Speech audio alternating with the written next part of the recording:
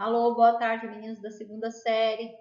Mais uma aula hoje, então, de filosofia, onde nós vamos estar, dando continuidade, ao conteúdo tema, da teoria do conhecimento.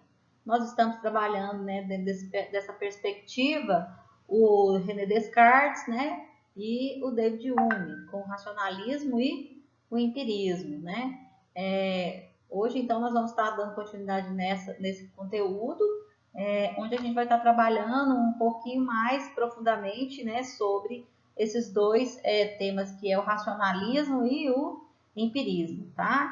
Espero que vocês entendam e vamos lá, saudade de vocês. O tema, então, teoria do conhecimento. Quando a gente fala de teoria do conhecimento, sempre tem que vir à nossa mente, as ideias principalmente agora que nós estudamos, do René Descartes e do David Hume. No terceiro bimestre, nós vamos continuar com essa teoria do conhecimento, mas nós vamos estar conhecendo um pouquinho mais sobre o filósofo Immanuel Kant.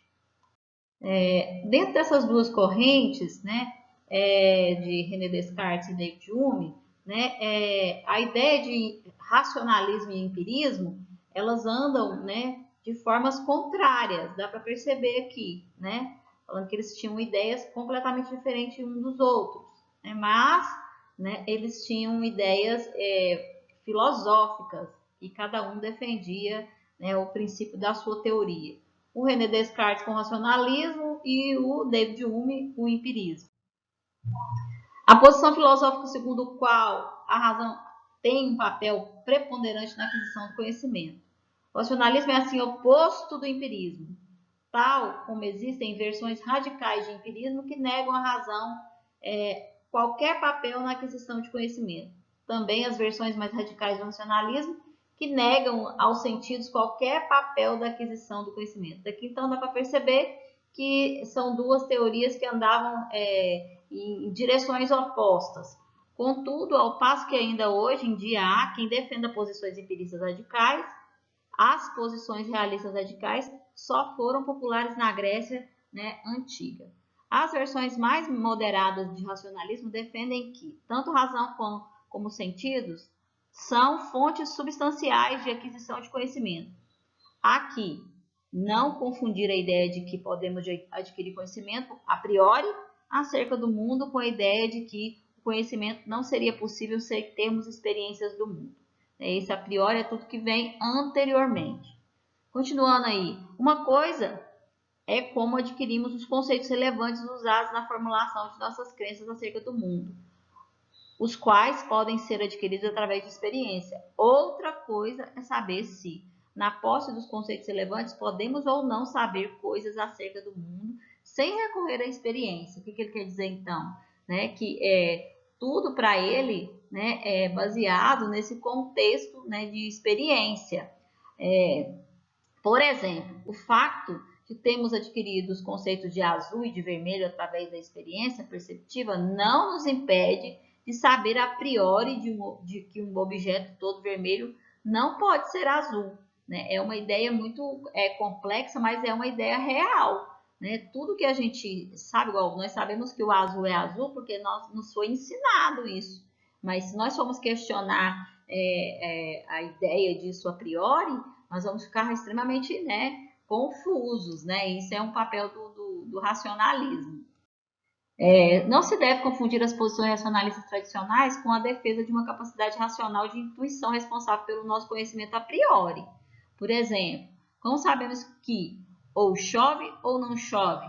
Porque um certo sentido podemos ver através da nossa intuição racional, que isso é verdade. Então, ele trabalha com o que é lógico. Os primeiros grandes filósofos racionalistas foram o René Descartes, o Leibniz e o Spinoza.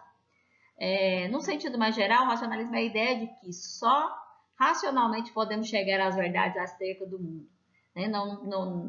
Na ideia de racionalismo não tem outras vertentes. Tanto a experiência como a razão são métodos racionais de aquisição de conhecimento, por oposição aos processos místicos, como a fé ou a revelação divina. Então, o racionalismo ele não compartilha dessa ideia baseada na questão do tradicionalismo. Já o empirismo, né, ele tem uma outra perspectiva, a perspectiva filosófica de acordo com a qual todo o nosso conhecimento substancial deriva das experiências, das impressões colhidas pelos 5 sentidos, que no caso é o quê? Ó? A visão, a audição, né, o olfato, o paladar, né, e o tato. Um dos primeiros filósofos empiristas foi o inglês, né, do século XVII, John Locke. Ele defendeu que a nossa mente se compara a uma folha de papel em branco, ou uma tábua rasa, como dizia Aristóteles, na qual os nossos sentidos vão deixando registros, as impressões colhidas do seu exterior.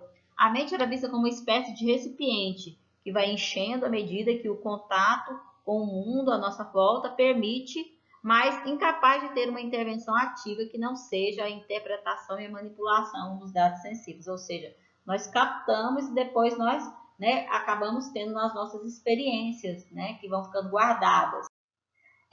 Dentro do empirismo, o desrespeito pelos dados sensíveis é que está, segundo o empirista, na origem das interpretações abusivas, em que se apoiam às nossas crenças falsas. O empirismo ele se opõe ao racionalismo, o qual defende que podemos obter conhecimento a priori, substancial acerca do mundo, né? Diferente do racionalismo. O filósofo escocês do século XVIII, David Hume, enfrentou, sempre numa perspectiva empirista, algumas das dificuldades apontadas pelos racionalistas, acabando por tirar a conclusão cética. O que é isso? Né? A dúvida. Né? O que é ceticismo? A gente já falou sobre isso.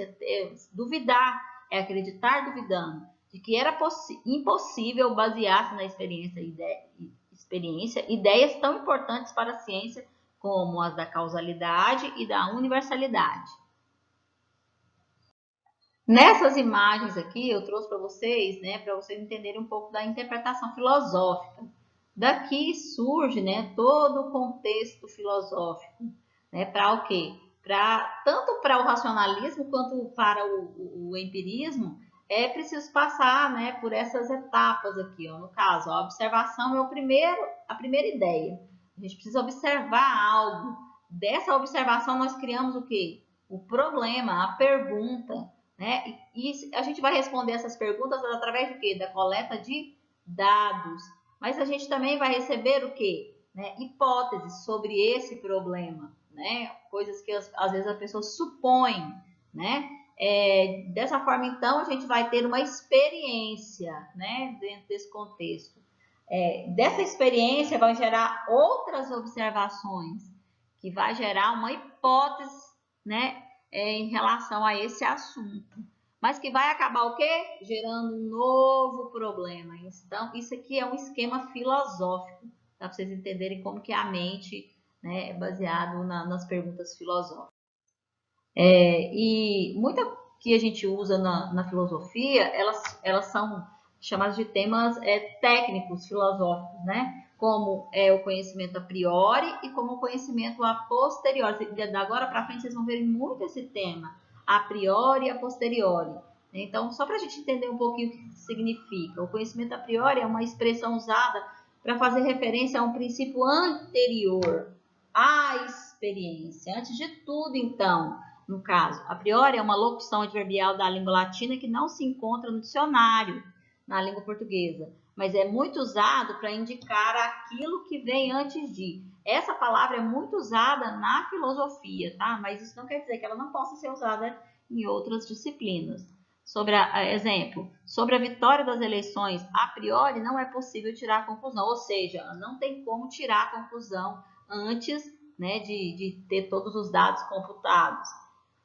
O outro conhecimento é o a posteriori, conhecimento alcançado através da experiência e por meio dos sentidos.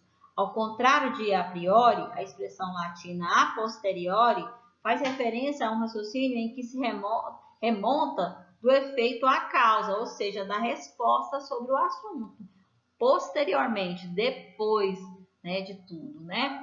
Espero que vocês tenham entendido. Aqui é só um trechinho para vocês entenderem um pouquinho mais da filosofia, né? E para resolver as questões do GPA. E qualquer coisa sabem onde me encontrar. E um abraço a todos, tá? Um beijão.